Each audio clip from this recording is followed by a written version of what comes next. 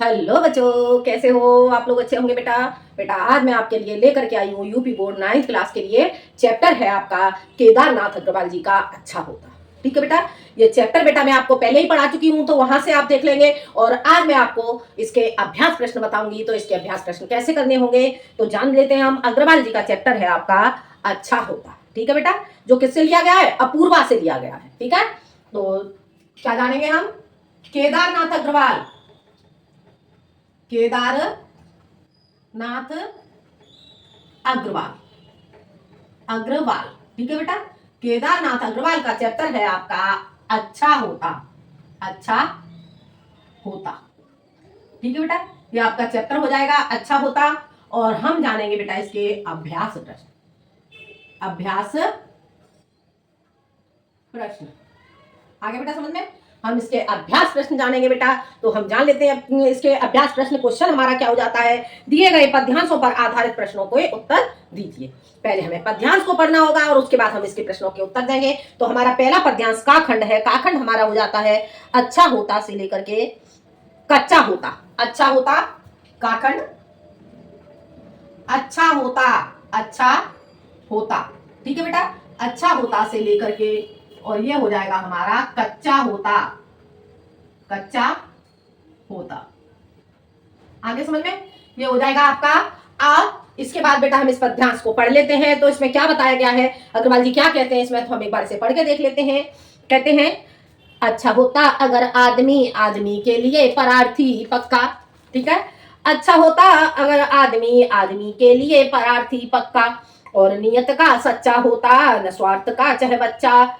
न दगेल दागी न चरित्र का कच्चा होता। ठीक है बेटा, ये आपका काखंड हो जाता है। अब हमें क्या करना होगा, हमें इसके प्रश्नों के उत्तर देने होंगे। तो पहला क्वेश्चन हो जाता है इसका प्रस्तुत कविता का संदर्भ लिखिए। पहला क्वेश्चन क्या है?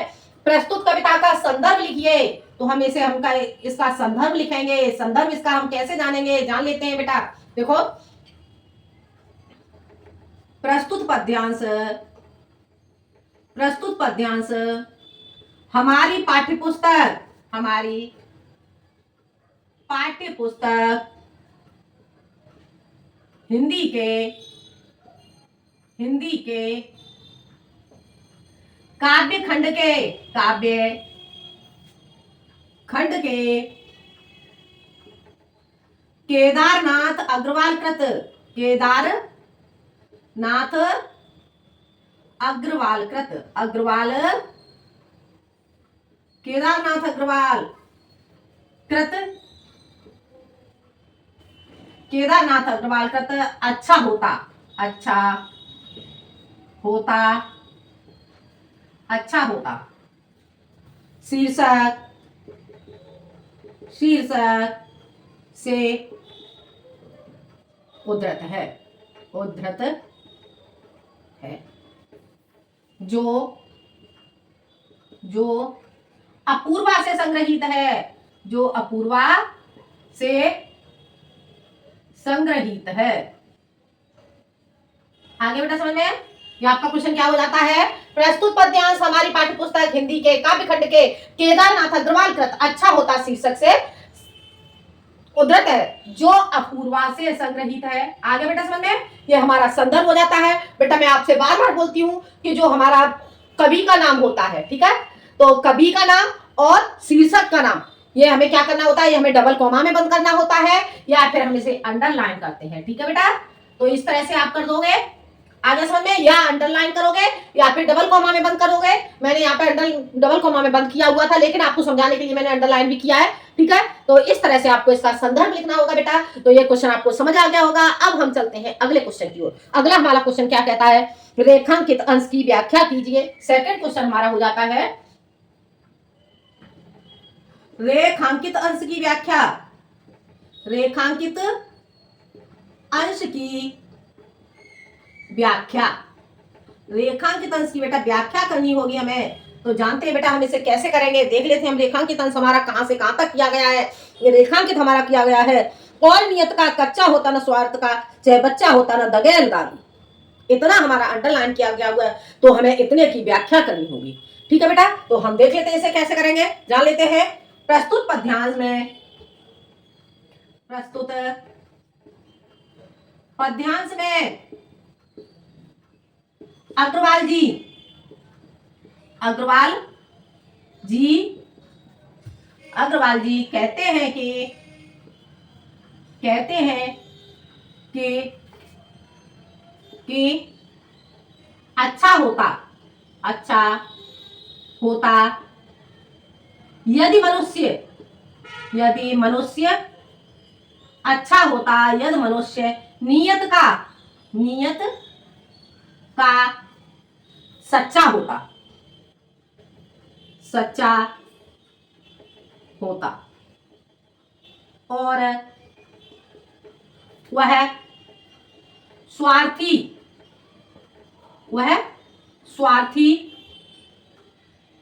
क्या लिखा हुआ है देखते हैं, नियत का कच्चा होता, न स्वार्थ का बच्चा होता, ठीक है। तो और न वह और वह स्वार्थ का खजाना, चाहे बच्चा का क्या हो गया, खजाना न होता, ठीक है बेटा, स्वार्थ का खजाना न होता, बल्कि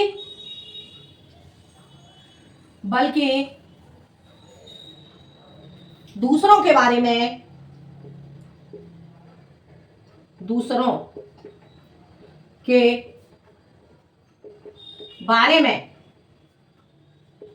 सोचता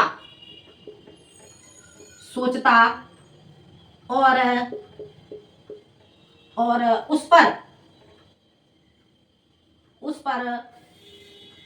बुराई का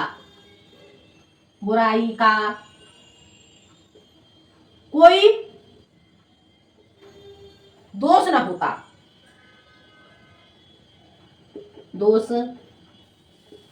होता, या फिर वो बुराई के किसी भी दोष से युक्त नहीं होता। आगे बेटा समझ में, एक बार फिर से हम इसे देख लेते हैं। प्रस्तुत पद्यांश में अग्रवाल जी कहते हैं कि अच्छा होता यदि मनुष्य नियत का सच्चा होता, मनुष्य की नियत बुरी नहीं होती और वह स्वार्थ का खजाना न होता, स्वार्थी नहीं होता, मनुष्य अपना स्वार्थ नहीं देखता, ठीक है, स्वार्थ का खजाना न होता, बल्कि दूसरों के बारे में सोचता। मनुष्य कैसा होता, दूसरों के बारे में सोचने वाला होता और उस पर बुराई का कोई दोष न होता। आगे समझ में, तो ये हो जाता है आपका बेटा रेखांकित अंश की व्याख्या। आगे बेटा समझ में, रेखांकित अंश की व्याख्या बेटा आपको समझ में आ गई होगी। अब हम चलते हैं अगले क्वेश्चन की ओर। अगला क्वेश्चन हमारा क्या कहता है, जान लेते हैं हम अगला क्वेश्चन। ये इतना बेटा आपको समझ में आ गया होगा। अगला क्वेश्चन हमारा क्या कहता है,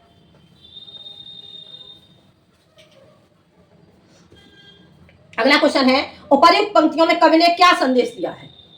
उपर्युक्त पंक्तियों में कवि ने क्या संदेश दिया है, तो ये हमारा थर्ड क्वेश्चन हो जाता है। उपर्युक्त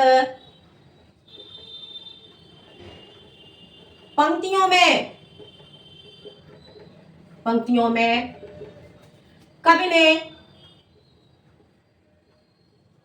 उपर्युक्त पंक्तियों में कवि ने मनुष्य को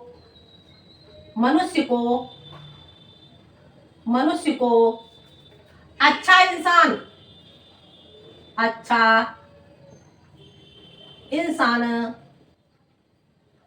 बनने का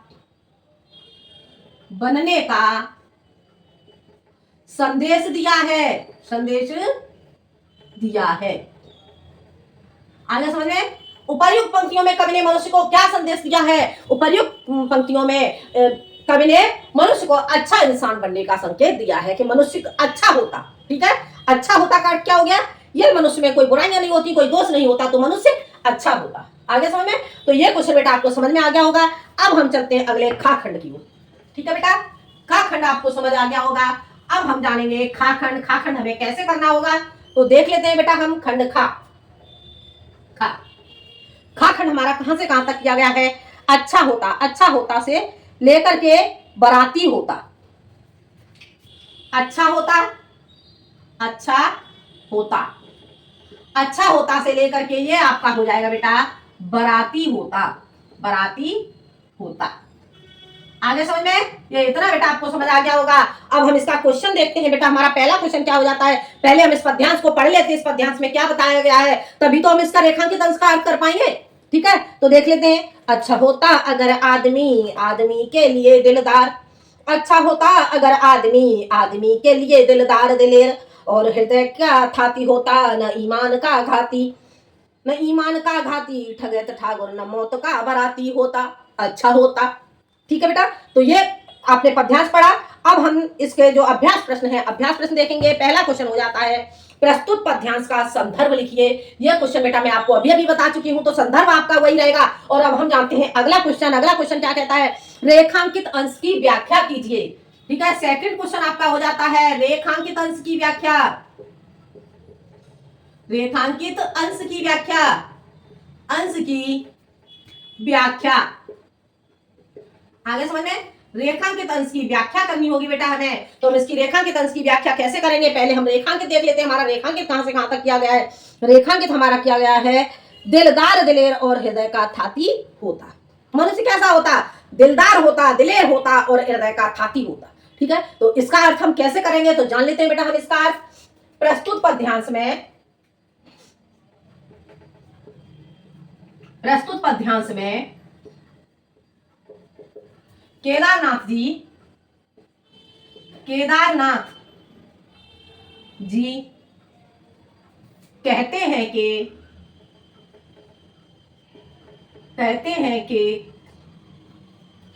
यदि मनुष्य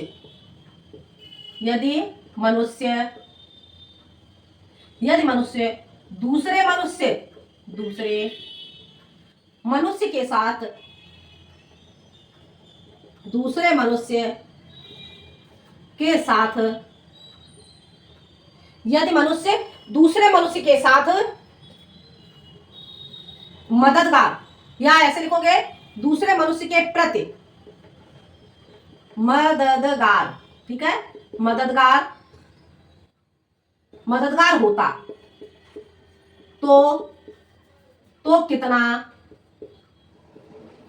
अच्छा होता, अच्छा होता। ठीक है बेटा, वह अपने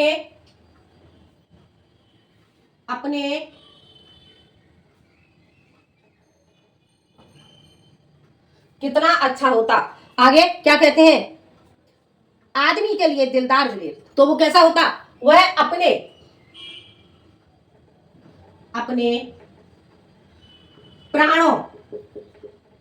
अपने प्राणों की चिंता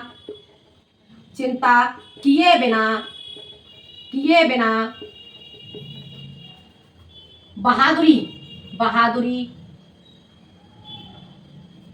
बहादुरी के साथ किसी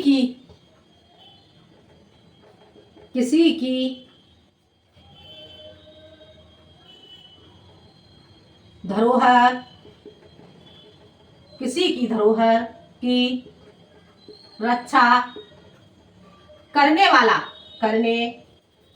होता तो कितना अच्छा होता। आगे बेटा समझ में, एक बार फिर से हम इस पद्यांश को देख लेते हैं। प्रस्तुत पद्यांश में केदारनाथ जी कहते हैं कि अगर मनुष्य दूसरे के प्रति मददगार होता तो कितना अच्छा होता, वह अपने प्राणों की चिंता किए बिना बहादुरी के साथ किसी की धरोहर की रक्षा करने वाला होता तो कितना अच्छा होता। ठीक है बेटा, तो यह था आपका रेखांकित अंश की व्याख्या। अगला क्वेश्चन होता है, अच्छा तथा ईमान का विलोम शब्द लिखिए। अच्छा तथा ईमान का विलोम शब्द लिखिए। ईमान, बेईमान, अच्छा, बुरा। ठीक है बेटा, विलोम शब्द क्या हो जाएगा, तो हम इसके विलोम करते हैं बेटा, विलोम। ठीक है, विलोम शब्द हमें विलोम शब्द लिखने होंगे बेटा। अच्छा का विलोम हमारा क्या हो जाएगा, बुरा। ईमान का विलोम हमारा क्या हो जाएगा, बेईमान। ठीक है, बेईमान। आगे समझ में, तो यह हो जाता है हमारा विलोम। ठीक है बेटा, अच्छा का विलोम बुरा हो गया, ईमान का बेईमान। आगे बेटा समझ में, तो ये था बेटा आपका जो केदारनाथ अग्रवाल जी हैं, अग्रवाल जी का चैप्टर आपका अच्छा होता के अभ्यास प्रश्न। बेटा ये अभ्यास प्रश्न आपको समझ में आ गए होंगे। अगले चैप्टर में मैं पढ़ाऊंगी आपको नया टॉपिक, यानी कि नए टॉपिक के अभ्यास प्रश्न केदारनाथ अग्रवाल जी का ही है अगला टॉपिक। ठीक है बेटा, आप लोग बुक में देखेंगे तो उसके मैं अभ्यास प्रश्न आपको कराऊंगी। तो आज के लिए इतना ही बेटा। ये चैप्टर बेटा आपको समझ में आ गया होगा। बाकी के बेटा आप इसकी संपूर्ण व्याख्या जरूर समझेंगे। संपूर्ण व्याख्या को समझने के लिए आपको इसका जो संपूर्ण व्याख्या वाला वीडियो है उसे देखेंगे, तभी आप इसे ठीक से समझ पाएंगे, तभी आप इसके अभ्यास प्रश्न कर पाएंगे। तो बेटा वीडियो पसंद आए तो लाइक करें, शेयर करें और सब्सक्राइब करें, और कमेंट में बेटा जरूर बताएं कि आपको वीडियो कैसा लगा। तो आज के लिए इतना ही, मिलते हैं हम अगले वीडियो में एक नए टॉपिक के साथ। जब तक के लिए धन्यवाद।